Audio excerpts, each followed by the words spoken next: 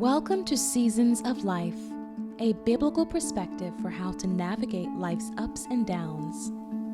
Do you feel overwhelmed? Or do you feel successful? Experiencing loss? This weekly 15-minute word of inspiration will motivate you to live with more wisdom and peace. Here is your host, Pastor Mercy Oduah. Hello. Welcome to Seasons of Life, a biblical perspective for overcoming your life challenges. I am Mercy Oduah, and the goal of my 10 minutes inspirational talk is to let you know that pain and suffering are normal and to offer you a spiritual support and guide as you go through the ups and downs of life. If you missed the previous episode, you can always go back to listen to them in my YouTube channels. I am glad that this video is beneficial to you according to some feedback that I have gotten. I desire that you hear something positive, something beneficial that will help you to deal with those stormy seasons of life. Also, I want you to send me more feedbacks as I move forward in my talk. And if you will, kindly share the video to other people because it may save a life. Today is episode 6, and I'm going to talk about time. I am going to talk about time as a crucial element to know when going through the stormy seasons of life. Because when you go through challenges of life, it appears that it will never end. You do not see the end of it, and you keep asking, when is it going to be over? Well, I want you to know, I am here to let you know that your seasons of suffering and pain will end. No seasons last forever. Even with the climate, winter is almost over at this part of the world, and we're looking forward to springtime. We're looking forward to seeing those flowers, seeing the birds in the air, and we're looking forward to more outside activities. Also, in other parts of the world, rainy season do not last forever. The same concept of time applies to the issues of life. When we go through those painful seasons of life, we can apply the same concept that nothing lasts forever. Our pain and suffering does not last forever. In the words of Helen Barry, she says that life is a circle of happiness, sadness, hard times, and good times. And if you are going through hard time right now, expect that good times are on their way. Also, in dealing with painful emotion of loss, I want you to know that it takes time to heal. In the words of a famous psychologist, Elizabeth Ross, she presents us with 5 stages of grief. When you go through loss, loss can be anything: loss of marriage, loss of children, loss of husband, loss of father, loss of job. You go through period of painful emotions. So according to Miss Ross, you go through the 5 stages of loss, of grief. And these are the stages of anger, the stages of denial, the stages of bargain, depression, and acceptance. Each stage takes time to process. You might be in one stage for 2 years. You might be in the second stage for 3 months.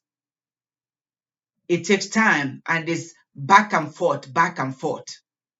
So allow yourself to process. Allow yourself to go through those stages if you are in a period of loss. However, I am here to let you know that the Bible has something to say about timing. And I want you to know that time is in God's hands and not in your hands.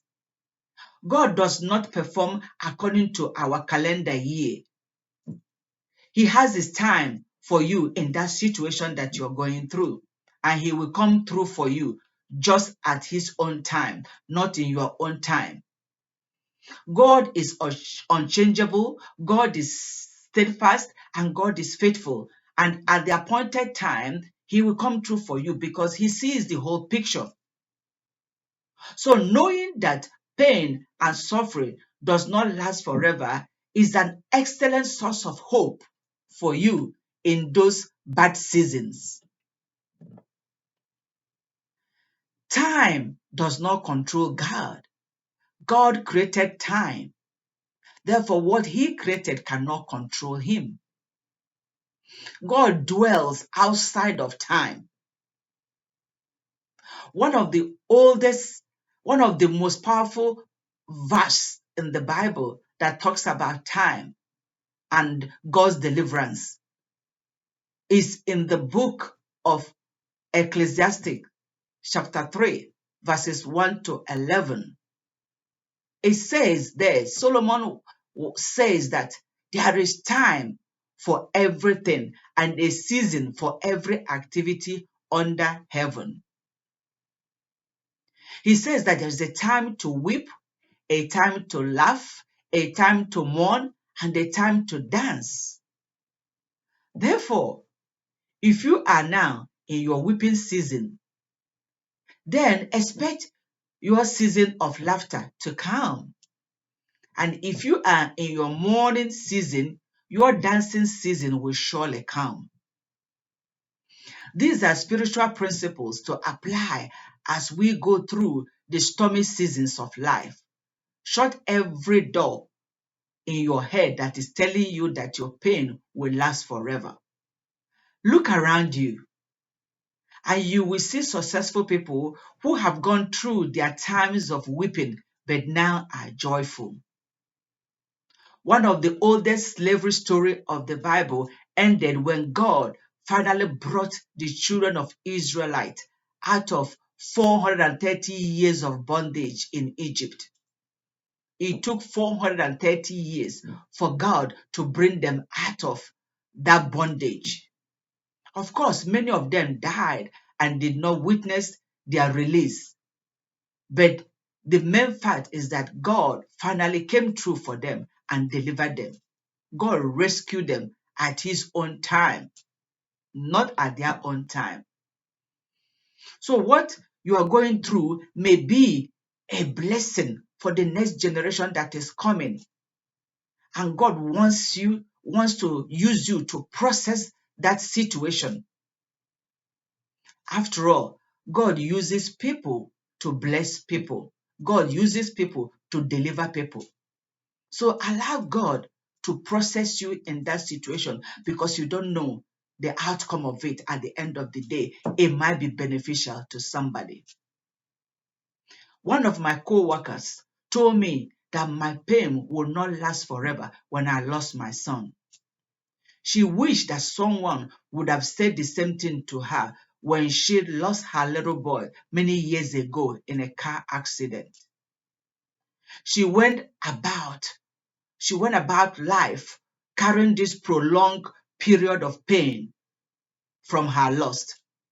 She thought that her pain was supposed to last forever. So she shut down every feelings of happiness. She was just in pain. Eventually, after almost 30 or 40 years, she realized that pain does not last forever. But she was quick. That's why when I was grieving, she quickly told me, Mercy, your pain will not last forever. She wished that somebody had told her that.